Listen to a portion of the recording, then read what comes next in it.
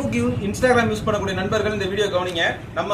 நம்ம ஃபேஸ்புக் பேஜை வந்து பாத்தீங்கன்னா 2023 நவம்பர் 13ஆம் தேதி நம்ம பேஜை வந்து ஹேக் பண்ணிட்டாங்க.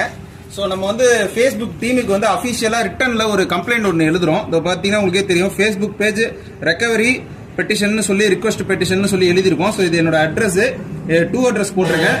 ஸோ சைன் பண்ணி அனுப்புகிறேன். இது நம்ம பேஜுங்க. நம்ம பேஜ் வந்து கிட்டத்தட்ட 51,000 ஃபாலோவர்ஸ் இருந்தாங்க.